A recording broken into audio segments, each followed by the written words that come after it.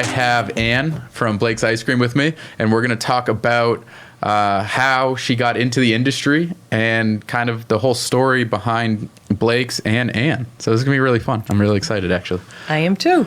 This is going to be super cool. So you grew up in Massachusetts, really close by. I did. I grew up in Malden, Massachusetts. Awesome. And so how much different was Malden then versus now? Because now it's like completely almost changed, right? Because of how no one can live in the city, so everyone lives in all the outskirt towns. Exactly. Malden, I would say, is very much like Manchester. So when I did move here, I felt very comfortable, but there's been a major change. You know, the property values are huge now. I don't know if I could afford to live there. Oh, that's crazy. It is. That's wild. Did you like growing up there? I did, but how would you really know? I grew up, right. Very, a mom, a dad, grandparents. So I tell people I was raised by 6 adults, which was great. Typical neighborhood. You ran down the street. You played until the sun set. And you had 2 brothers. No, you had a brother and a sister. I have a brother and a sister. That's awesome. And so when you were in high school, were you like a great student or just a good student? Or how did high school go before you got to college? Well, I don't have the biggest ego, but I was a really, really serious and good student. So I did well. That makes sense. Well. And what made you choose Boston College? Pretty simple. My parents didn't go to college. We did not, talk about college funds or anything like that. I had a group of dear friends that was going to go off to college, and I simply looked at where can I get to from here? And I applied to 3 schools: Suffolk University, Boston College, and at the time it was Boston State College. And basically did, how can I get to school? And I put my deposit down on Suffolk because I didn't have enough money for BC. And the very last day of the application process, my parents drove out there and put, I think it was $150 deposit down. And throughout that summer, I applied for scholarships. And a lot of people thought I was nuts, saying, you're never going to get it. But in those days, it was old-fashioned. You wrote. And I got enough scholarship money to go to BC. That's awesome. Mm-hmm. That's amazing. It really is. I think that is even lost now on kids. Even with the college is so expensive that extra effort was definitely lost on me. No one made that really clear to me as a kid that it's really important to go get scholarships. Mm-hmm. And so, but that's amazing. That's so cool. And it was before the internet. So you were basically given a book and you had this list, and I went through the list and I hand wrote. And again, it was by the end of the summer, I had enough money to go. So I guess I was pretty determined. Yeah, you're very determined to go. I was. That's amazing. And then what did you start going for? I started in the School of Education because my goal was to be a teacher. I have always loved young people. I feel I connect with people in general. But in the late 70s, there were not a lot of teaching jobs locally. And I also knew I had to pay whatever loan I had back. And so I switched into the School of Business and went into accounting and marketing.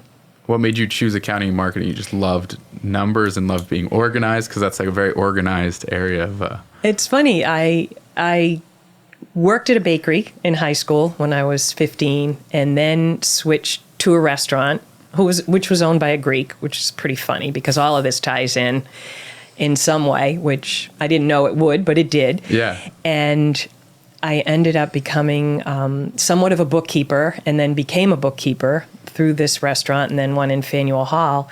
So numbers made sense to me, and I went into accounting, but I also loved marketing and retail. So when people meet me, they say I'm not a typical accountant, but I do both of those, I think, well, and have an interest in both of them, and it works. No, it's really amazing. So after you left school, now with your new degree, because now you're not going in education anymore. Right. Where'd you head off to?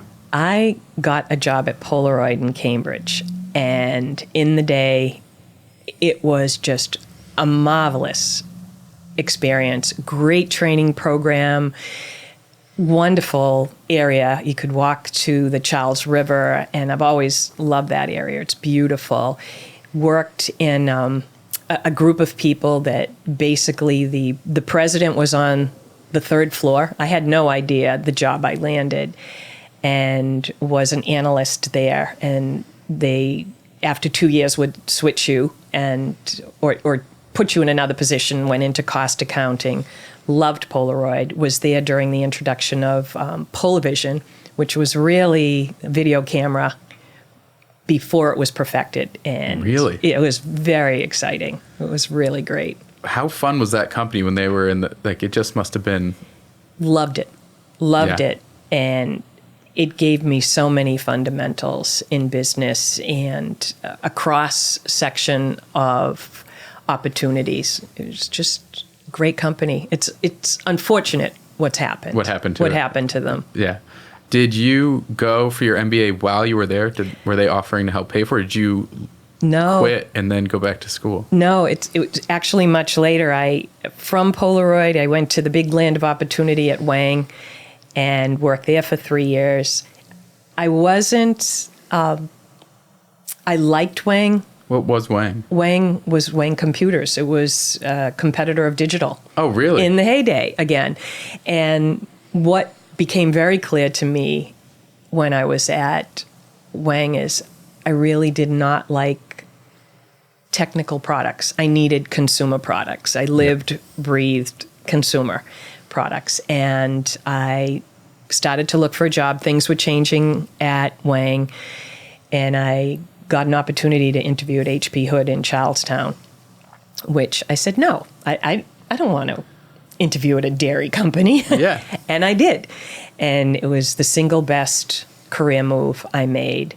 And that's where actually one of my, the gentleman that hired me convinced me to go back for my MBA. And we're still in touch today. But I said, no, I'm all done.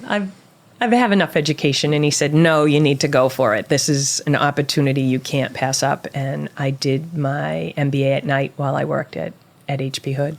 That's awesome. What was your first job at Hood? My first job at Hood was a financial analyst so I tied into finance, but I was monitoring the marketing division. Again, two sides of the equation. Marketing wants to spend. I'm sure you can relate to that. And promote. But we had budgets, and I was working both sides of that. So I had to have a really great working relationship with the marketing department and have them trust me. Sorry about that. And it takes a while because Right. they look at a finance person as a bean counter or someone that's just going to give them a hard time and nix everything.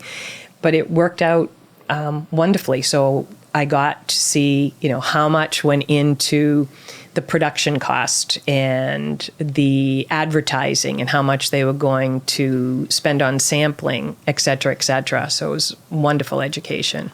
Well, it's amazing because a lot of people don't get to see both sides. So a lot of times they either just see their side, which is the marketing, which is why they generally don't get along with finance because they don't Right. understand why they can't get more money. Right.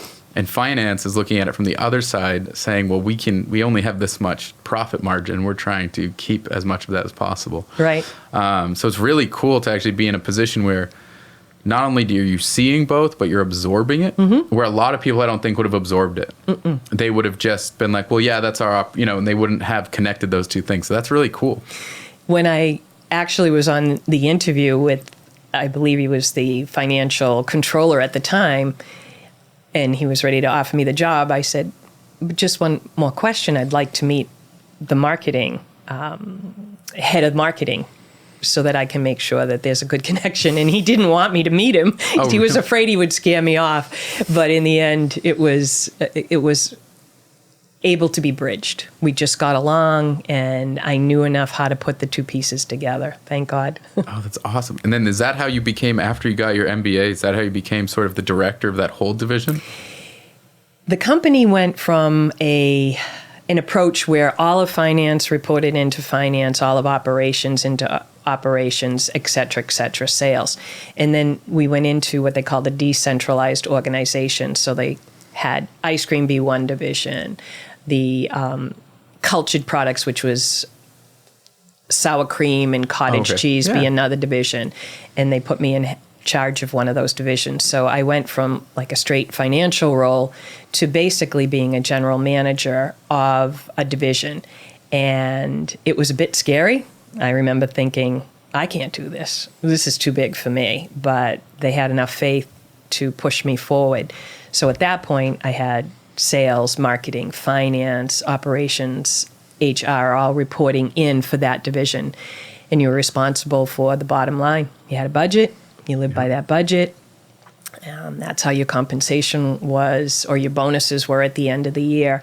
So it was a big job to have then. It sounds like it was a very big job. But it was a turning point for me because it made me realize, especially after I left Hood, that I couldn't go back into a straight role of just finance. I needed to see the whole business picture, and I could do the whole business picture. What division was yours? Was it ice cream or was it? No, I had cottage cheese, sour cream, orange juice, juices, whipped cream, and it was fun. Were you supposed to be helping them develop new products too, or was it Yes. focused solely? Wow, really? Yes. That's amazing. It was.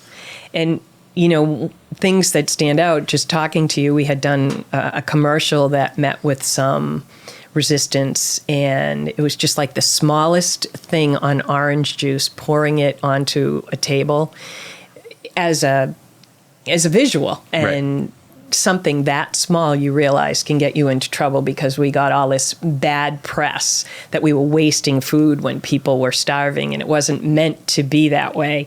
But you learned a lot about the smallest detail can create havoc. But it was, you know, just wonderful taking I can't come up in my head right now with a product that we came up with from start to finish. Oh, right. But when you did, wow, it was a great feeling.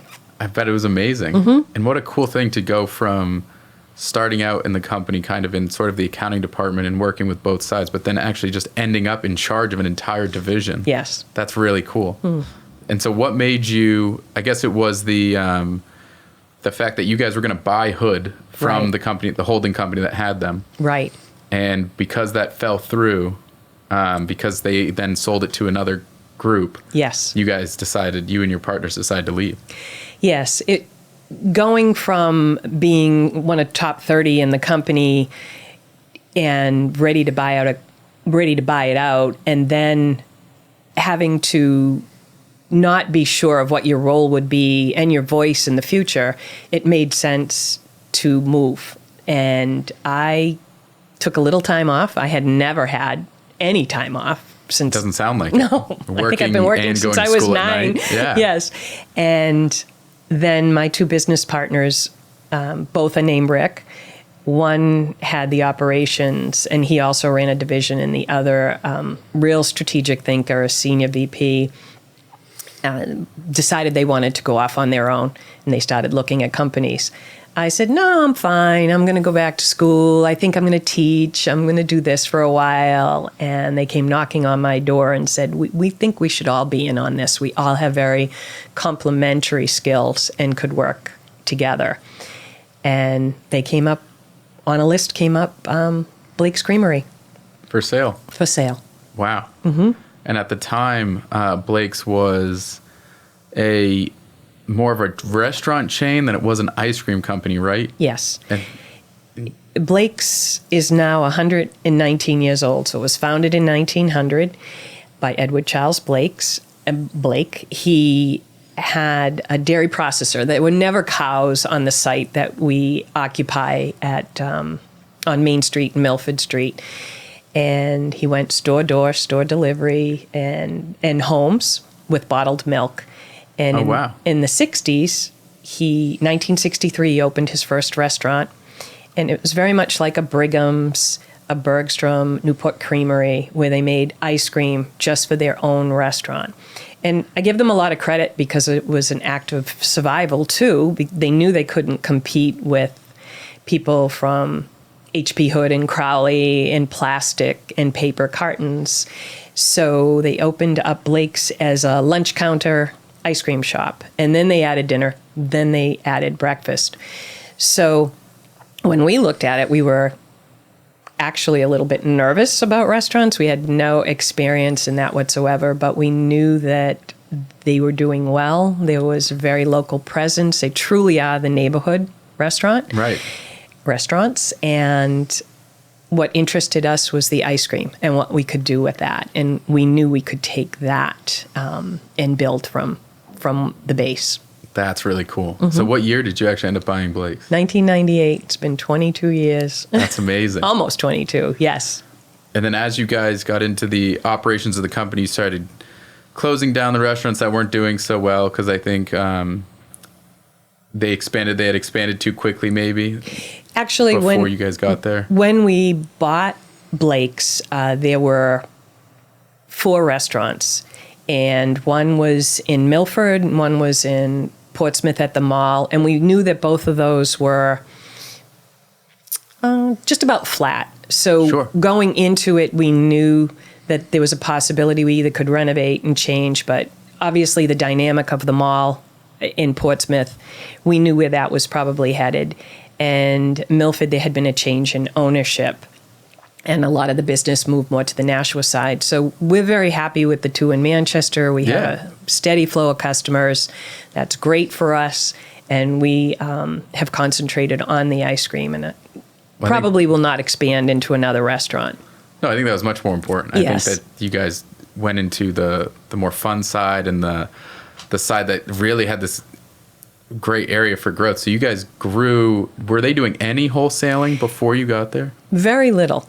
We're up 4 to 5 times the volume that Blake's had at the time we bought it, and have gone into multiple states.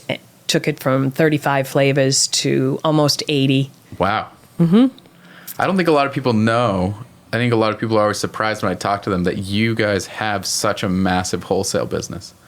No one knows that you're selling to all these local mom and pop ice cream shops that are on their favorite beaches, at their favorite lake. Right. They have no idea. Sometimes they do, sometimes they don't. But most of the time, they're eating Blake's. It really is exciting when you get an email, and I'm getting tons of them now. Our favorite shop has closed. Where can we buy triple chocolate ecstasy? Where can I buy Emmy's Pink Unicorn? Where can I buy Dirty Water? And the name is really getting out there. And I think one of the things that sets us apart is the uniqueness of the ice cream. We can't take total credit for that, because there have been a lot of changes in the ingredients through the years, but we took hold of that and we did the most with it that we could. Well, I think you guys do an amazing job of developing new flavors and creating flavors that you just don't. You know, what I see a lot when I go to different ice cream places that make their own ice cream is they just copy each other. Right. And I think you guys have done an exceptional job of just not doing that, of just creating your own ice cream flavors that are really honestly your own. Right. And honestly, then I start to see other places copy you guys because you've come up with a really cool flavor, and so they try to compete with that. But I think one of the coolest ones is Dirty Water. It's a great one. Because you also hold the trademark on it, right? Yes, we have the trademark on it. I love that dirty water. Oh, Boston, you're my home. You're my home. People ask me all the time, how do you come up with your ice creams? Are they given to you? And we work with an ingredient company out of New York, and they'll have different ideas. We don't always go with them. And some of them we say, well, like red velvet cake. Yeah. It sounds great, and we tried it, but it actually fell flat to us when we were tasting it in an ice cream. So a couple of years ago, my business partner said, I think one of the ice creams we should come up with is Muddy Water. You love the Colombian coffee ice cream we have, Ann, which we have a classic coffee, but Colombian coffee is just a little richer, a little bolder. Think of Dunkin' Donuts and Starbucks coffee. And we knew that people's tastes had changed in coffee profile. So Rick said, let's do Muddy Water. We'll use Colombian coffee. We'll use a chocolate cookie swirl, and we'll put some chocolate pieces in it. And I said, no, let's call it Dirty Water. And he said, you're crazy. And I said, well, you've known that for over 30 years. And I said, I think it just would work. And he said, I don't think people are going to eat something called dirty water. And so I started singing. The song? Dun, dun. Yeah. Yes. And he said, okay, I'm the operations guy. You're the marketing gal. Go for it. And we kept it quiet because I wanted to see if I could get the trademark. And I did. So we have it. And I just know that it's going to continue to grow. We've had it at Jimmy Fund, Scoopable. Right. The feedback and the love of that ice cream, and as you said, some of the other Blake's products has been terrific. I think that Boston is ready. I think it's really amazing what you guys have done and kind of how you've curated this Boston market around a New Hampshire company, because New Hampshire really is a part of Boston. Yes. We live and breathe Boston, even though we don't physically live in the state of Massachusetts, because that's where all of our sports teams are. Everyone is we're so close. Most people either work or live in both places, or they're just constantly going back and forth. Exactly. And it's amazing to have Boston Blackout, Dirty Water, all these amazing ice cream flavors that really resonate with locally, or like New England love, because New England's a very loyal area. Very. Unlike some other area. I mean, when you're in New England, people love saying they're from New England. They do. We're so proud of it. Boston Blackout was another one that we just, used 3 ingredients that are all chocolate. And people say, where did the name come from? And I said, because there was a major blackout, and I believe it was in the 60s in Boston. So that's it, Boston Blackout. And the graphics were done by a very fabulous team. I think you know who they are. Actually showcases the city in a darkened state. And that's another one of our top sellers. I think it's amazing. I mean, the flavors are, when someone tries, like we have lucky to have Blake's ice cream in the house all the time. So when I have people over who've never had it, they're honestly amazed by just the flavor profiles, the texture of the ice cream. I mean, how do you guys make sure that that it's always perfect, but what makes, I think we talked about it one time months ago, there's different levels to ice cream quality, right? And I don't think a lot of people know that there's a difference between Hood and what Ben & Jerry's is doing and what you're doing beyond just flavor profiles. Right. It's the quality of the ice cream. Right. To be called an ice cream, you have to be at a 10% butterfat level. And ice cream goes from 10% all the way up to 16% on ice cream. And that would be your super premiums like Haagen-Dazs and I believe Ben & Jerry's. Hood is a fantastic product, but it's a 10% butterfat level. So that's a whole different market and cost to it. We're at a 14% butterfat level. So we're a premium ice cream. But it's not only that, it's also the overrun, which is the air that is pumped into the ice cream for the creaminess. Right.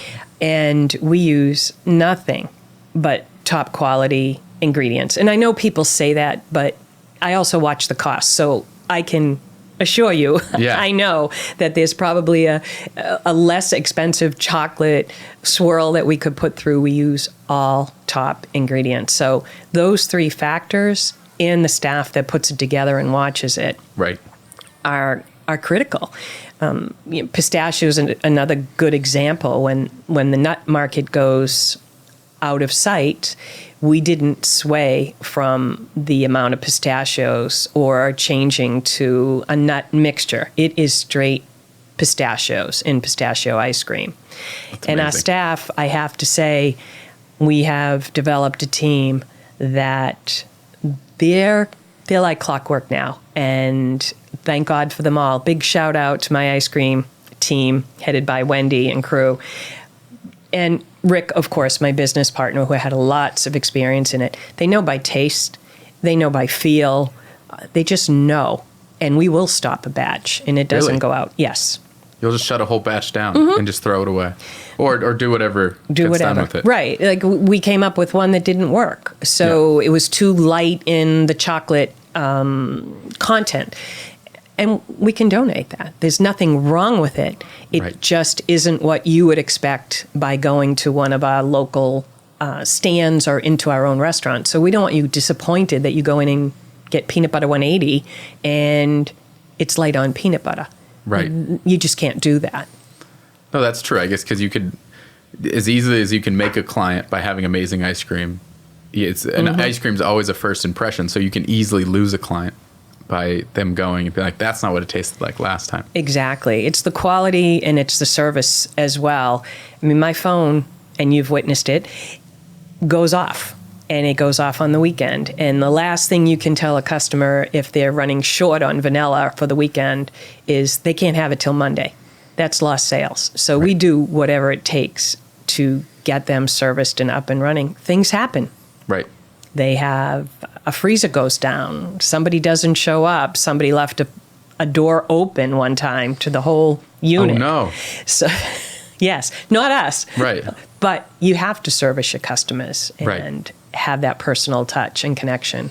And make sure you're there to, I mean, I think that's what, beyond just the flavor of the ice cream, when I talk to your vendors, I've spoken to some of them before, it's your customer service and your flavors that make them want to work with you, because there are other wholesale companies. Absolutely. But, from what I see, I don't think they're supplying the level of flavors that you're supplying or the level of customer service that you're supplying.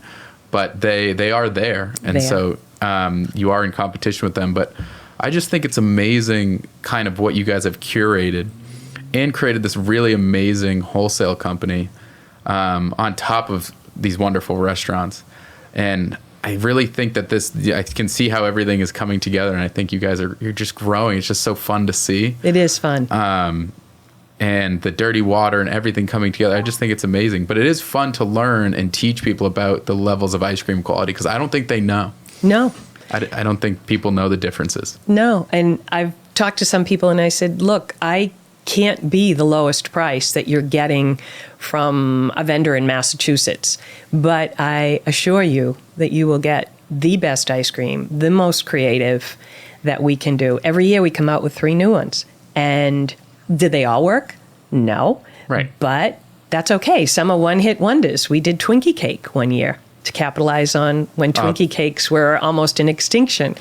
And that was fun. It makes people smile. And ice cream is not just ice cream. Let's face it. You can go to the supermarket. You can buy a pint. You can buy any number of flavors. But going out to an ice cream stand and having an ice cream, it's a form of entertainment. And it evokes wonderful feelings and wonderful memories. I'll step back for a second because people say, how did you get into this? And sometimes I think, I don't know. But my grandfather came from Greece. He had an ice cream company in Massachusetts, in Malden. Wait, really? Yes. Oh, that's amazing. Yes. And he lost it in the Depression.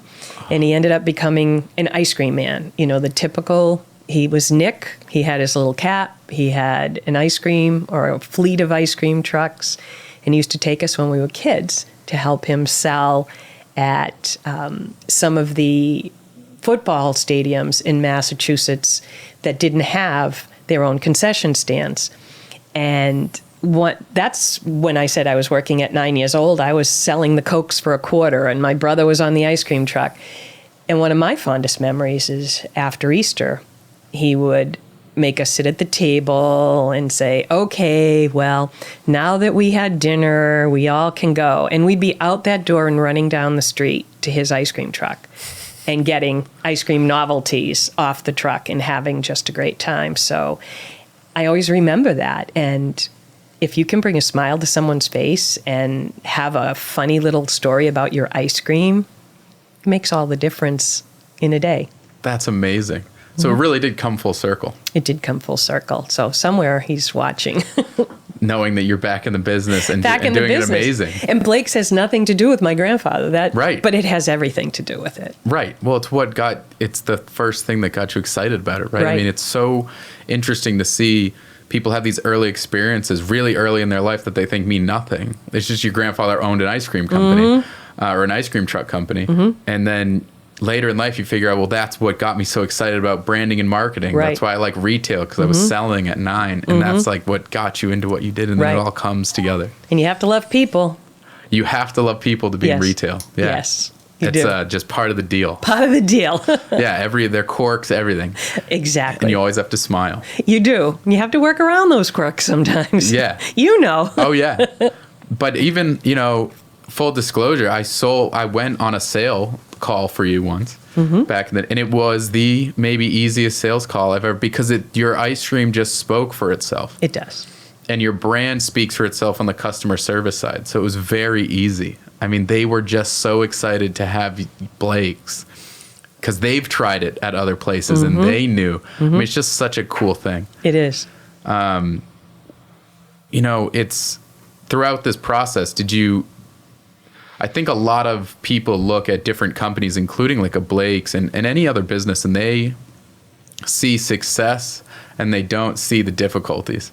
So at the end of all my shows, I like to talk about, one failure or one or multiple little ones that you learned from, because I feel like people sometimes don't see the adversity, Yes. especially like when you had to go to school, like applying to all those scholarships and taking all that time and making sure that you got those scholarships so you could go. I don't think people see that. No. Or know it. No. And I just think that it's such an important part of everyone's story. And it's just good to remind people that if they're going through something like that, or if they need something to boost their Right. morale, if they need a boost today, that they can know that there's other people out there pushing really, Right. really hard. I think one of the things that I would tell young people is, I think sometimes you're judged where you are right now.